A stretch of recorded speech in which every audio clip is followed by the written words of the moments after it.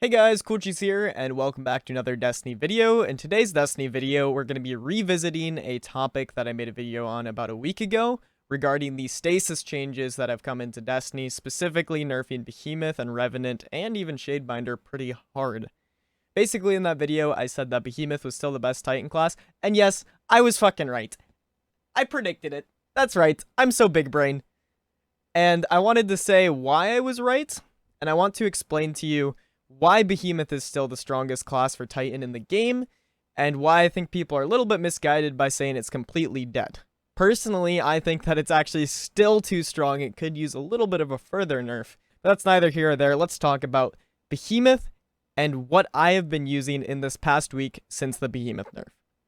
So going to this, I am literally using the exact same build I was running before the Behemoth nerfs, except I replaced Whisper of... where is it?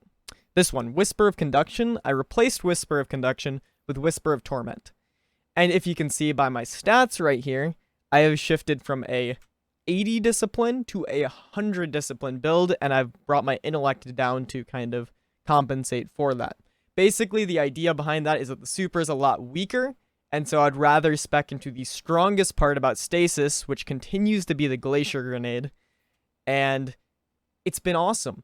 If you guys don't know, one of the strongest things about stasis is the Glacier Grenade, not for the freezing, not for the shatter diving, but just for instant cover as well as damage resistance from the fragment.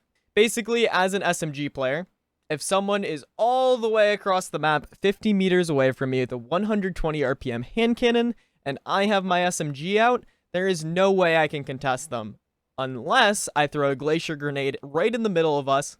Then I walk up to the nade, that is now 25 meters of distance, which, funnily enough, my multi-mock has 25 meters of range. That's crazy. And that's like the main reason why, at least as an SMG Titan, there is no option other than Behemoth for playing the game, really. If you want to use the multi-mock, you want to use an SMG effectively, you have to be using Behemoth just for the ability to challenge Dead Man's Tale 120s at those ranges. However, something I think a lot of people didn't expect is that I'm still running the Uppercut. The Uppercut still manages to freeze people, catching people off guard, getting that insta-freeze and a free kill sometimes, even if it is less consistent. But even just the ability of being in a tight little hallway, just putting an Uppercut up, they can't push you anymore. If you don't know, the Uppercut ice, when it is shattered, it does a lot more damage than Glacier ice. And so I can kill someone with 4 of these, where it takes like 5 of them on a Glacier. As well as the radius is a lot bigger in Howl. And so I've just been using it, like I said before, with my Fortnite build. I put up my Glacier, I put up my Uppercut, and I'm in this little 90, and they can't really do much. Behemoth continues to be one of the best defensive classes in the game, and so my playstyle has basically not changed at all. Something that I wasn't expecting to continue running was Cryoclasm. However, I think with the super changes, Cryoclasm is now even more mandatory than it was before.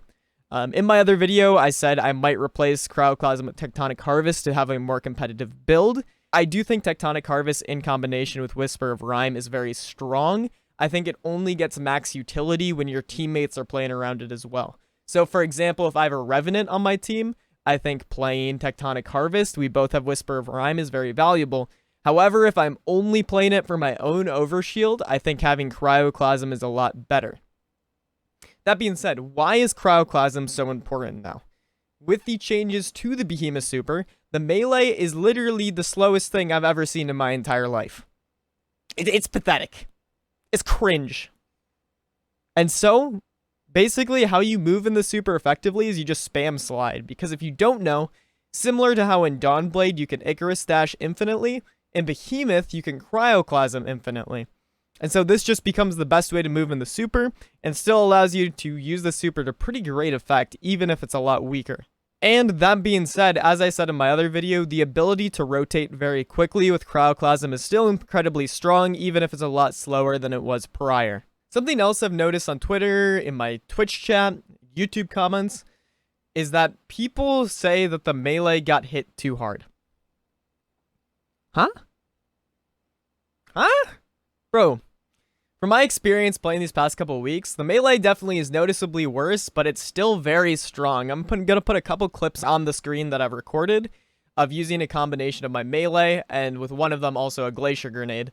And just show you how this tool can still be very evasive and very effective at a high level of play. With the resurgence of spectral blades, the prevalence of shatter diving, Chaos Reach, Dawnblade, having that instant get out of jail free card, even if it costs you your melee, is still extremely powerful.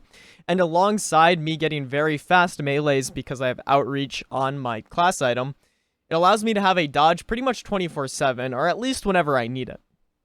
And so between the defensive capabilities from having an uppercut, being able to dodge with my melee, kind of that duality, the duality between the melee abilities, and having a slide to get me out of a situation as long as I can plan for it, and the Fortnite grenade, Behemoth is still a very competitive class. Behemoth provides something that no Titan class in the game does. It provides ways to escape. On Striker Titan, on Sentinel, on Hammers, a lot of those classes, when you make one single positioning mistake, you're dead. On Hunters, you can dodge or stompy bounce away. On Warlocks, you can Icarus dash, maybe pop a Rift. But on Titans, you don't really have anything. And that's where Behemoth excels. You make a positioning mistake, you throw a Glacier Grenade in front of you, they can't push you, you can run away.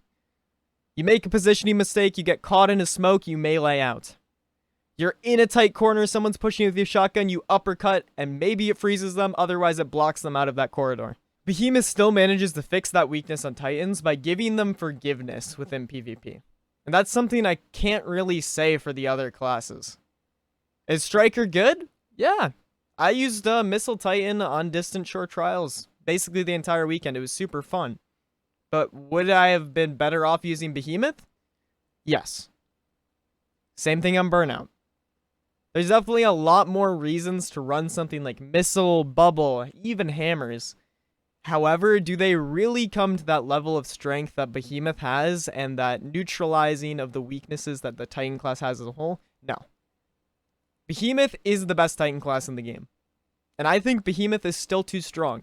And I think we'll still need to see further nerfs to Stasis and Behemoth moving forward. I just wanted to make this little video confirming my thoughts from last week and saying, yes, I've played with Behemoth for 2 straight Trials weekends, Iron Banner, Rumble, and it is still a top tier class. Maybe not on the level of Dawnblade, Chaos Reach, Spectral Blades, or Revenant, but it's still a solid A tier pick, and if you're a Titan main, you should be playing Behemoth. Anyways, guys, I hope you enjoyed this video. Make sure to check out my sponsors in the description, and I'll talk to you guys in the next one. Peace out, guys.